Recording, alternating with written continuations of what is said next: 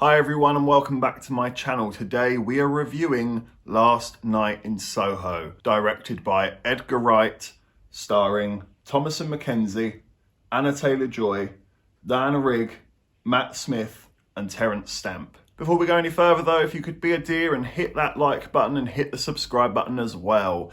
It really does help me and the channel and we thank you if you do. So Last Night in Soho tells the story of a young girl by the name of Ellie who is absolutely in love with the swinging 60s. She has aspirations of becoming a fashion designer in London and she's having to make the hard move from Cornwall to London, and it isn't the smoothest adjustment that you can possibly make. Whilst Ellie gets used to living in London, she keeps having these dreams and visions of this very beautiful woman who seemed to live in the 60s and keep on following this path of her life into this mysterious outcome. And as Ellie keeps on following these dreams and visions, the story becomes clearer and further unfolded. And that's all I'm going to say in regards to the plot. I will not talk about spoilers here. Just within my own plot explanation, there was something that I absolutely loved about this film, and it's something that I love about Edgar Wright in general. I myself come from the south of England, and Edgar Wright really understands the south of England. A lot of other cultures just take us for the pop references of Dick Van Dyke and all right mate,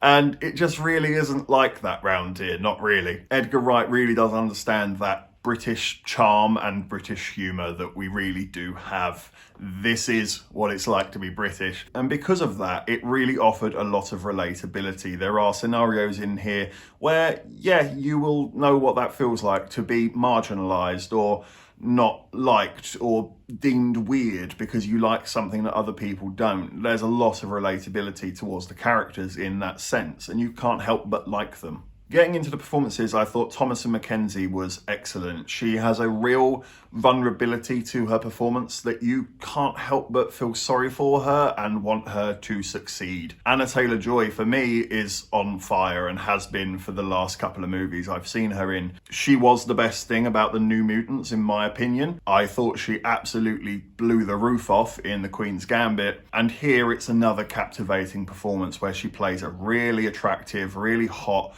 fierce, confident woman, and it just exudes on the screen. It's really captivating and really well done. I even quite enjoyed Terence Stamping this. I haven't seen him for a very long time, but he really does prove that he has still got it, and he has a lot of range as well. It's a great performance for such a small role. Diana Rigg, wow, she blew my socks off in this movie. She was so good. It was a really understated but powerful performance. She plays the character in such a battle-worn sense where you can tell she's been through so much or seen so much, and it's like it doesn't even faze her anymore. She's just numb to it, and I thought it really came through with her performance. God bless that woman. What a performance, what a performer, and yeah, sad to see her go. Rest in peace. However, I didn't enjoy Matt Smith's performance in this movie. I don't for a second buy him as a hard man. I just never have, and I really find it hard to ever see myself accepting him in that role. He's way too charming, he's way too likeable, he's way too smiley, he's way too positive and upbeat.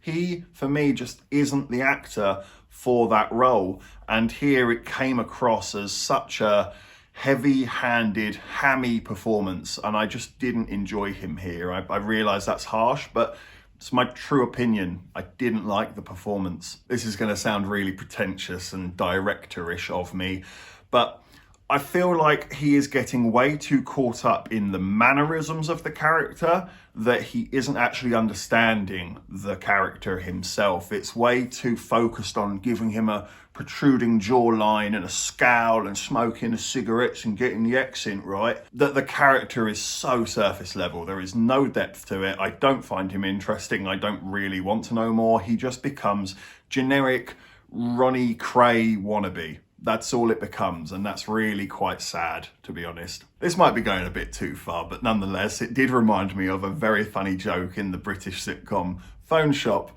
Phone Shop fans will know what I'm gonna say. If you don't, here's a brief clip of what Matt Smith's performance actually reminded me of. Yeah? Well, I like you and all. You big Yes, that is my subtle way of suggesting you should watch Phone Shop. That's an incredible show. I thought the directing and cinematography was outstanding throughout The Last Night in Soho. The colour palette is really bright and different. It's not really done in that same quick cut edit type of Edgar Wright fashion that we have come to know from his previous movies.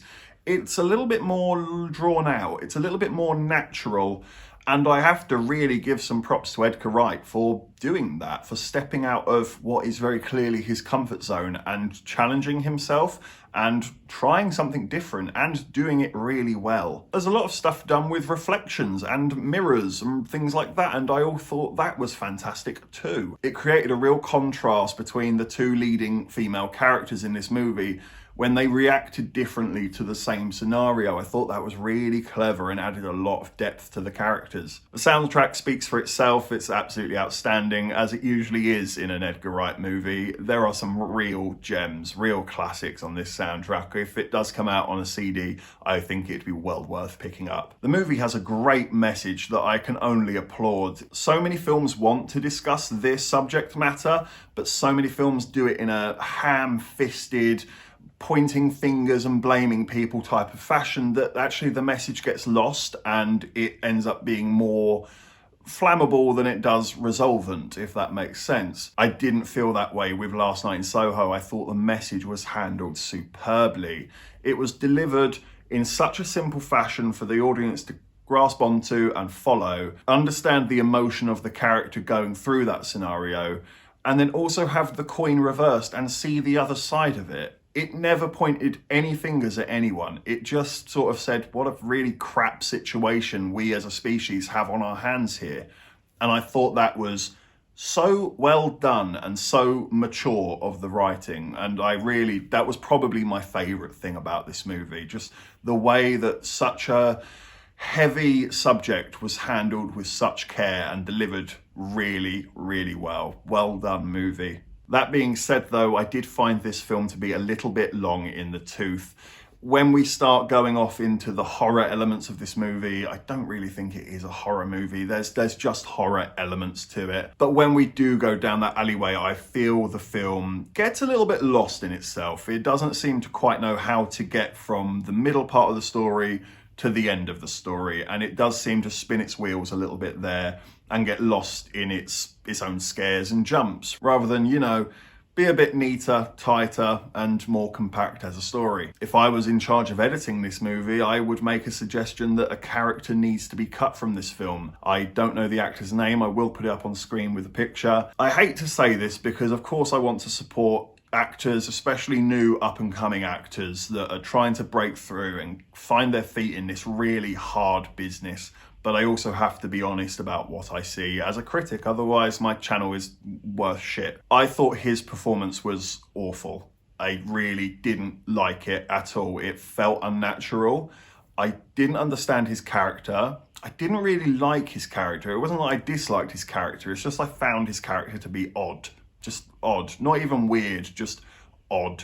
Had very strange lines of dialogue. He would deliver the dialogue very strangely. If he was flirting, it didn't come across as flirting. He almost sounded confused by his own flirting. This is the problem. He doesn't seem to know how to deliver the character here, and it isn't a hard character to deliver. It's a very minor role. 10 minutes worth of a movie, I would have guessed, the amount of scenes he's actually in. Yeah. Sorry, lad, I just think this was not good, and it does bring the movie down. I feel like if the character was just removed, we have such a neater, tighter story, and the film improves for it. I'm going to give Last Night in Soho an 8 out of 10. This is a really fun, interesting, imaginative, original, memorable movie that I think a lot of you are going to have a lot of fun with. It's a really fun thriller mystery ride. But I do think the pacing is a little bit shaky. These are some of my less favourite performances of the year. And if we're looking at the whole Edgar Wright filmography, this is in the lower half, I have to admit, but I don't know if that's just that I have a preference towards Edgar Wright's comedy, because let's face it, his comedy is world class, or if it's actually what I disliked about the movie. I can't quite tell. I do think it's more the latter. I think it's more that I am just a big fan of Edgar Wright's comedy, and it's not that this film isn't good enough. Thank you for watching this review. Please be sure to leave a like and hit the subscribe button as well. And please be sure to leave a comment. What did you think of Last Night in Soho? And more importantly, what's your most favourite Edgar Wright movie? Take care, and I look forward to seeing you on the next review.